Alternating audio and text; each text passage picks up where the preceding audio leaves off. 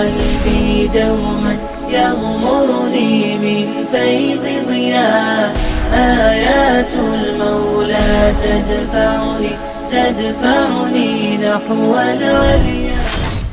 یا بنیا، بیٹا اقم الصلاۃ، نماز قائم کر، وامر بالمعروف، اور اچھی باتوں کا حکم دے، نیکی کو پروموٹ کر، ونہا عن المنکر، اور برائی سے روک، واصبر علی ما اصابک، اور پھر جو بھی تم پر بیتے اس پر ڈٹا رہے، ثابت قدم رہے.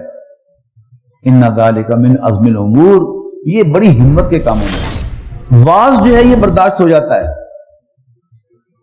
یعنی آپ واز کہیں، لوگوں کو بے حیائی سے منع کریں واعظانہ انداز میں کہ ایسا نہ کرو ایسا نہ کرو، تو لوگوں کی آنکھوں سے آنسو آئیں گے، لوگ آپ کے ہاتھ چومیں گے، آپ کا واز سننے کے لیے ٹھٹ کے ٹھٹ کٹھے ہوں گے، ٹریفک بھی بلاک ہو جائے گی. لیکن آپ کے محلے میں کوئی نائٹ کلب کھلنے لگے اور آپ اس کے خلاف آواز اٹھائیں کہ یہ نہیں ہونے دیں گے، یہ تو ہے نا، یہی ہے نا نہیں علی المنکر، تو پھر آپ کے ساتھ وہی ہوگا جو حضرت لوط علیہ السلام سے کہا گیا کہ اخرجوہم من قریتکم انہم اناس یتطہرون. کڈوڑا اپنی بستی چ باہر بڑے حاجی بنے مرتے، بڑے حاجی بنے پھر دے. آپ واز کہیں بھائی ناپ تول میں کمی نہ کیا کرو، لوگوں کا حق نہ مارا کرو، تو آپ کی بڑی بیجا بیجا ہوگی. آپ کے ساتھ والی فیکٹری میں کوئی پروڈکٹ بنا کر اس پر میڈ ان جاپان کی مور لگائی جاتی ہے، آپ چل کے جائیں ان کے پاس کہ بھائی اللہ سے ڈرو، ایسا نہ کرو.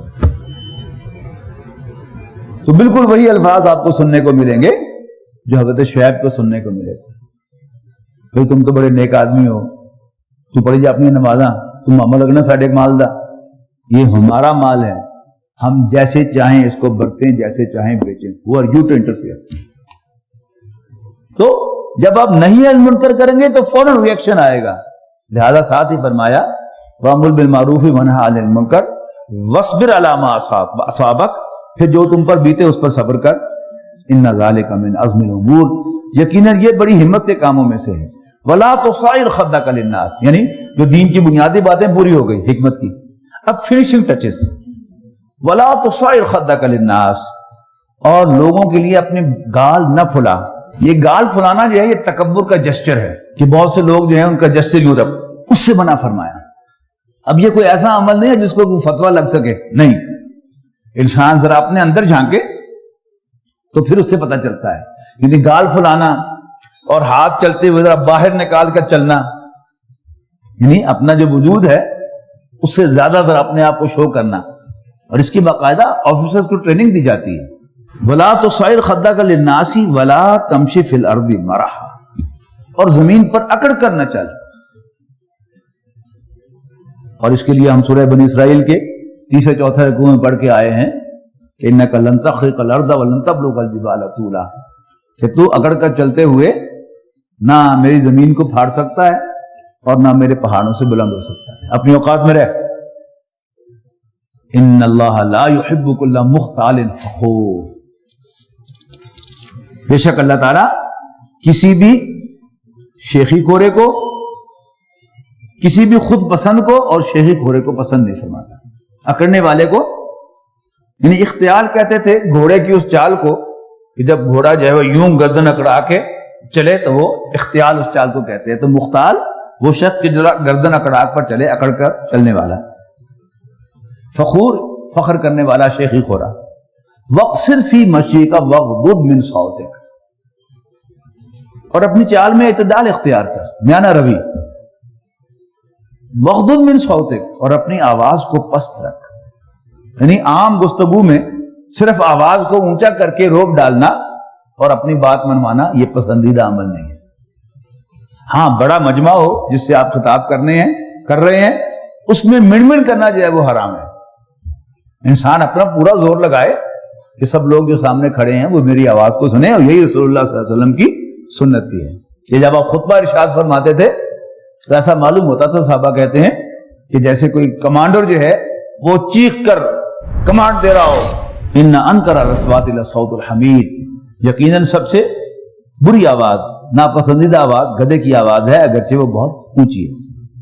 الم ترو ان اللہ سخر لکم ما فی السماوات و ما فی الارض، کیا تم نے کبھی نہیں دیکھا کہ اللہ تعالیٰ ہی نے مسخر کیا ہے تمہارے لیے آسمانوں کو، جو کچھ آسمانوں میں ہے اور جو کچھ زمین میں، وَأَسْبَغَ عَلَيْكُمْ نِعَمَهُ، اور اس نے پوری کر رکھی ہے تمہارے اوپر اپنی نعمت، ظاہرتاً و باطنتاً، ظاہراً بھی اور چھپا کر بھی، ظاہری و باطنی۔ وَمِنَ النَّاسِ مَن يُجَادِلُ فِي اللَّهِ، اور لوگوں میں سے ایسے بھی ہیں کہ جو بحث کرتے ہیں اللہ کے معاملے میں بغیر علم کے، ولا ہدم ولا کتاب منیر۔ یہاں علم انسان کا کامن سینس، اور ہدایت جو معروف ہے جانی پہچانی، اور پھر کتاب مبین، کوئی کتاب روشن۔ یعنی یہ تین سٹیپس جو ہیں، اس کو علامہ اقبال نے یوں بیان کیا ہے کہ زندگی یا مردئی یا جان بے لب، تم زندہ ہو، مردہ ہو، یا تمہاری جان نکلنے والی ہے، ہر سے شاہد کن شہادت کا طلب، تین گواہوں سے گواہی لے لیا کرو اپنے بارے میں۔ شاہد اول شعور خیشتن، پہلا گواہ جو ہے وہ تمہارا اپنا ضمیر ہے، تمہارا اپنا شعور ہے، اپنے آپ سے پوچھو where do you stand۔ دوسرا خیش رادیدن بشورے، بس خیش رادیدن بنور خیشتن، اپنے نور سے روشنی لو، اپنی بصیرت سے پوچھو۔ شاہد ثانی بنور دیگرے، دوسرا گواہ تمہارے بارے میں پبلک اوپینین ہے، پبلک اوپینین کو بھی دیکھ لو، پبلک اوپینین تمہارے بارے میں کیسا ہے۔ اور سب سے بڑا شاہد ثالث بنور ذات حق، تیسرا گواہ انسان کے بارے میں اللہ تعالیٰ کا نور ہے۔ یعنی قرآن مجید میں اور سیرت کی روشنی میں اپنے آپ کو جانچو کہ تم کہاں کھڑے ہو۔ اگر تینوں طرف سے گواہی ملے کہ yes you are on the right track, تو پھر مبارکباد ہے کہ تم رائٹ ٹریک پر ہو، لیکن اگر تینوں گواہیاں نہ ملے تو پھر کچھ بھی نہیں۔ یہاں کیا ہے، اللہ تعالیٰ نے اپنی نعمتیں مکمل کر دی، لیکن اس کے باوجود کچھ لوگ اللہ تعالیٰ کے بارے میں جھگڑا کرتے ہیں بغیر علم کے، بغیر رہنمائی کے، اور بغیر روشن کتاب کے۔ وَإِذَا قِيلَ لَهُمُ اتَّبِعُوا، اور جب کہا جاتا ہے ان سے کہ پیروی کرو اس کی جو نازل کیا ہے اللہ تعالیٰ نے، قالوا بل نتبع ما وجدنا علیہ آباءنا، تو کہتے ہیں کہ نہیں، ہم تو پیروی کریں گے صرف اس کی جس پر ہم نے اپنے آباء و اجداد کو پایا ہے۔ اولو کان الشیطان یدعوہم الی عذاب السعیر، تو ان سے پوچھو کیا پھر بھی اگر شیطان بلا رہا انہیں جہنم کی طرف، جہنم کے عذاب کی طرف، وَمَن يُسْلِمْ وَجْهَهُ إِلَى اللَّهِ، اور جس نے جھکا دیا اپنا چہرہ اللہ کے حضور، وَهُوَ مُحْسِنٌ، اور وہ نیکوکار بھی ہو، فَقَدِ اسْتَمْسَكَ بِالْعُرْوَةِ الْوُثْقَىٰ، تو یقیناً اس نے مضبوط سہارے کو پکڑ لیا۔ وَإِلَى اللَّهِ عَاقِبَةُ الْأُمُورِ، اور تمام کاموں کا انجام تو اللہ تعالیٰ ہی کے پاس ہے۔ وَمَن كَفَرَ فَلَا يَحْزُنكَ كُفْرُهُ، اور جو کوئی بھی کفر کرتا ہے تو آپ کو اس کا کفر غمگین نہ کرے۔ الینا مرجعہم، ہماری ہی طرف ان کا لوٹ کے آنا ہے، فننبئہم بما عملوا، تو ہم انہیں جتلائیں گے ان کے اعمال۔ ان اللہ علیم بذات الصدور، بے شک اللہ تعالیٰ سینوں کے بھیدوں کا جاننے والا ہے۔ نمتعہم قلیلا، فائدہ اٹھانے دیں گے ہم انہیں تھوڑا، ثم نضطرہم الی عذاب غلیظ، پھر ہم انہیں گھیر لائیں گے ایک سخت عذاب کی جانب۔ وَلَئِن سَأَلْتَهُم مَّنْ خَلَقَ السَّمَاوَاتِ وَالْأَرْضَ لَيَقُولُنَّ اللَّهُ، وہی بات پھر آ گئی جو بار بار آ رہی ہے، یقیناً اگر تم ان سے پوچھو کہ آسمانوں اور زمین کو کس نے پیدا کیا، تو لازماً کہیں گے کہ اللہ تعالیٰ نے پیدا کیا۔ قُلِ الْحَمْدُ لِلَّهِ، تو کہو ساری حمد، سارا شکر بھی اسی کا ہے۔ بل اکثرهم لا يعلمون، لیکن اکثر لوگ نہیں جانتے۔ للہ ما فی السماوات والارض، آسمانوں اور زمین میں جو کچھ ہے وہ اللہ تعالیٰ ہی کا ہے۔ ان اللہ هو الغنی الحمید، بے شک اللہ تعالیٰ ہی غنی و حمید ہے۔ ولو ان ما فی الارض من شجرۃ اقلام، اور اگر بن جائیں جتنے بھی درخت زمین پر ہیں سب کے سب قلم، والبحر یمدہ من بعدہ سبعۃ ابحر، اور اس کی سیاہی، اور سمندر ہو سیاہی اس کی، اور ہم اس جیسے 7 سمندر اور بھی لے آئیں، ما نفذت کلمات اللہ، تو اللہ تعالیٰ کی کلمات ختم نہیں ہوں گے. ان اللہ عزیز حکیم، بے شک اللہ تعالیٰ بالادست حکمت والا ہے. اور میں سورہ کاف میں تفصیل سے عرض کر چکا ہوں کہ اللہ تعالیٰ کے کلمات کیا ہو سکتے ہیں. کلمہ کا مطلب کیا ہے؟ بات، فیصلہ، حکم. تو اللہ تعالیٰ کے احکام کتنے ہیں؟ نہیں، آج صبح سے لے کر شام تک ہم میں سے ہر شخص اپنا جائزہ لے تو کتنے چھوٹے چھوٹے ایونٹس تھے جو ایک دوسرے کے ساتھ کنیکٹ ہوتے رہے تو آج ہم یہاں بیٹھے ہوئے ہیں. اور وہ چھوٹے چھوٹے ایونٹ جو ہیں وہ ہزاروں میں بھی ہو سکتے ہیں اور لاکھوں میں بھی ہو سکتے ہیں. یعنی اگر ان میں سے ایک چھوٹا سا لنک مس ہو جاتا تو ہم میں سے کوئی یہاں پر نہ ہوتا. تو اب صبح سے لے کر شام تک صرف میری زندگی کے بارے میں اللہ تعالیٰ کے کتنے کلمات ہیں، کتنے احکام ہیں جو ایگزیکیوٹ ہوئے تو میں یہاں ہوں. اور ہم یہاں کتنے لوگ بیٹھے ہیں؟ 200-250 تو بیٹھے ہوئے ہیں شاید. اور پھر فیصل آباد میں اس وقت کتنے لوگ ہیں صبح سے لے کر شام تک، ان کے کتنے ایونٹس ہوئے ہیں. اگر ان سب کو لکھنے کا حساب لگایا جائے تو شاید یہ 7 سمندر بھی کم پڑ جائیں، 2 دفعہ بھی کم پڑ جائیں. اس جیسے کئی سمندر بھی چاہیے، پھر بھی کلمات پورے لکھے نہیں جائیں. ما خلقکم ولا بعثکم، تمہیں پیدا کرنا اے انسانوں اور تمہیں دوبارہ اٹھانا. اللہ کا نفس واحدۃ، ایسے ہی ہے جیسے کسی ایک انسان کو پیدا کرنا اور اٹھانا. ان اللہ سمیع بصیر، بے شک اللہ تعالیٰ سننے والا دیکھنے والا ہے. الم تر ان اللہ یولج اللیل فی النہار، بے شک اللہ تعالیٰ، کیا تم نے کبھی غور نہیں کیا کہ اللہ تعالیٰ ہی داخل کرتا ہے رات کو دن میں، ویولج النہار فی اللیل، اور داخل کرتا ہے دن کو رات میں.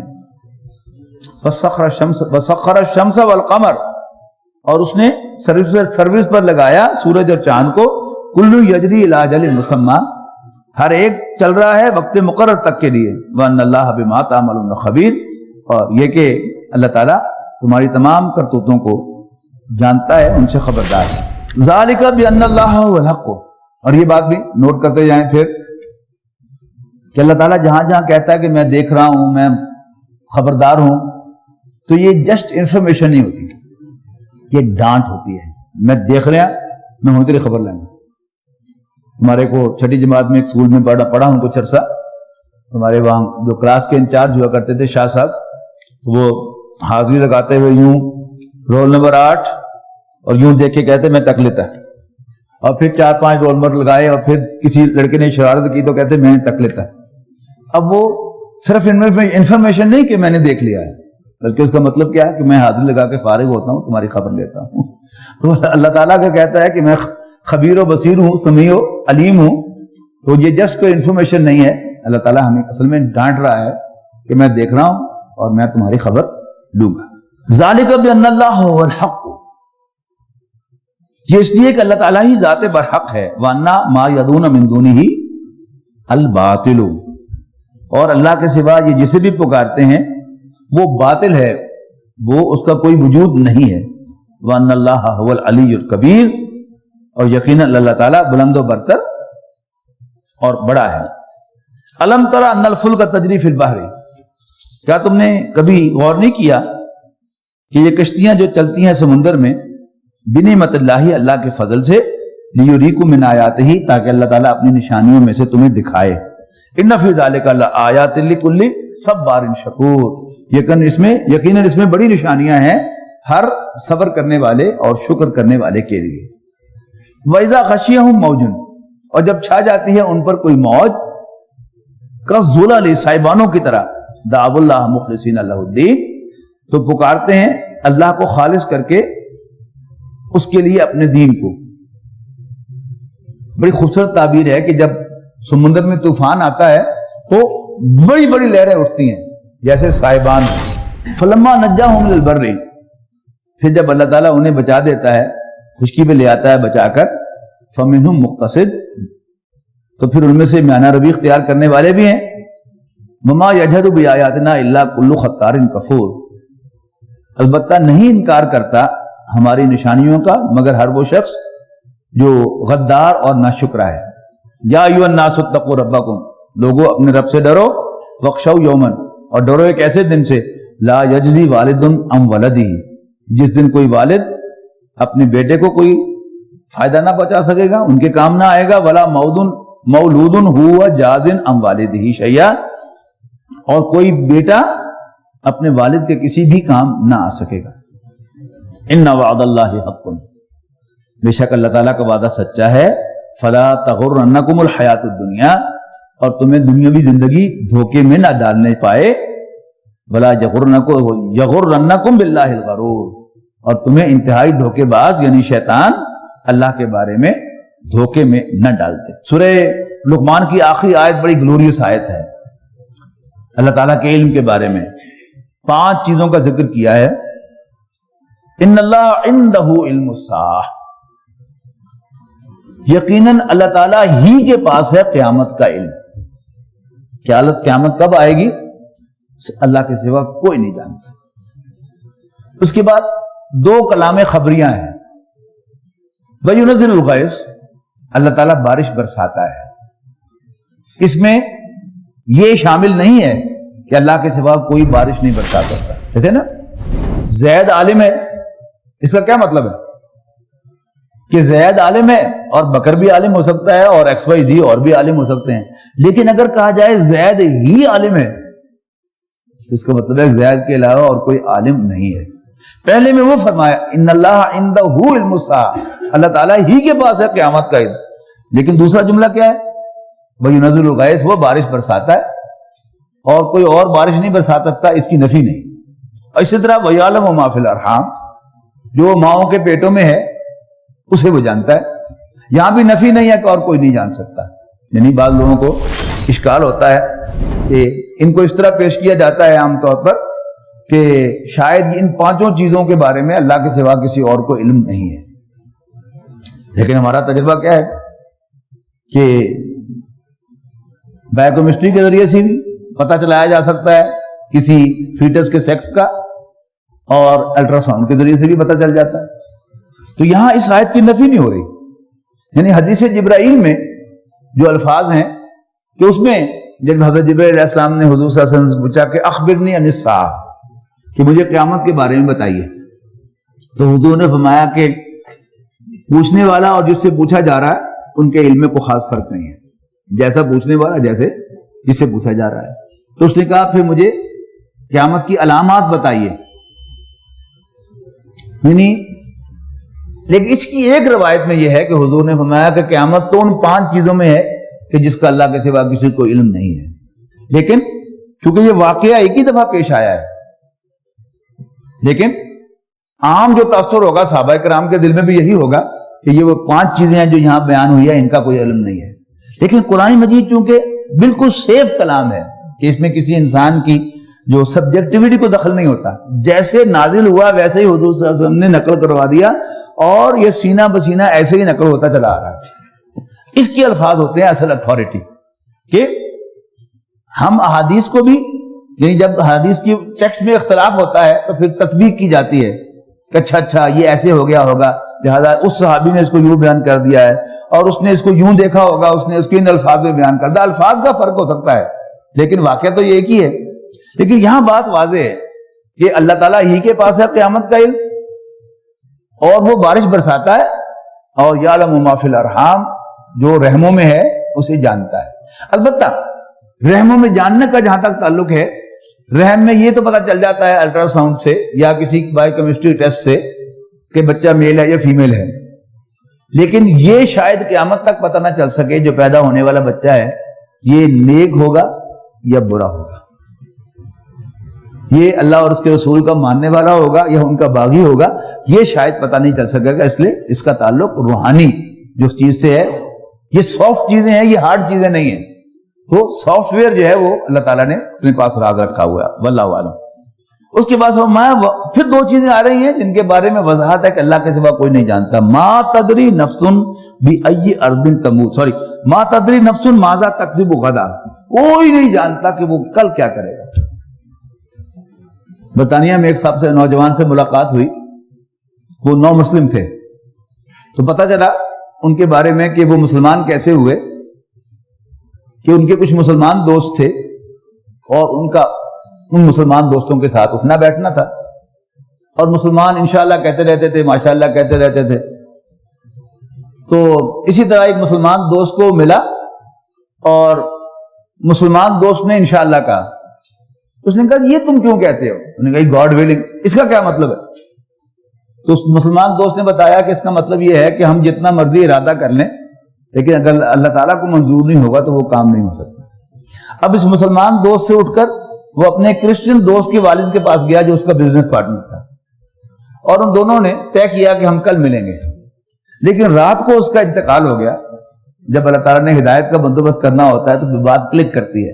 اس وقت اس کو اسٹرائک ہوا کہ او مسلمز آر کریکٹ، مسلمان ٹھیک کہتے ہیں، انشاءاللہ کہنا چاہیے اور مسلمانوں نے. تو ما تدری نفس ماذا تکسب غدا، کوئی نہیں جانتا کہ وہ کل کیا کرے گا. وما تدری نفس بأی ارض تموت، اور کوئی نہیں جانتا کہ وہ کہاں مرے گا. کسی کو ہے پتا؟ نہیں. کتنے بزرگ ہیں، وہ پرانی روایت یہ ہے کہ وہ بیٹی کے گھر مرنا پسند نہیں کرتے تھے کہ میرے بیٹے کی توہین نہ ہو. ہسپتال میں مرنا پسند نہیں کرتے بہت سے بزرگ. جب ہسپتال سے ڈاکٹر جواب دیتا ہے اور نا امیدی کا اظہار کرتا ہے تو کہتے ہیں مینو کر لے جاؤ، فٹافٹ مینو کر لے جاؤ، میں اتنے ہسپتال سے نہیں مرنا، مینو کر لے جاؤ.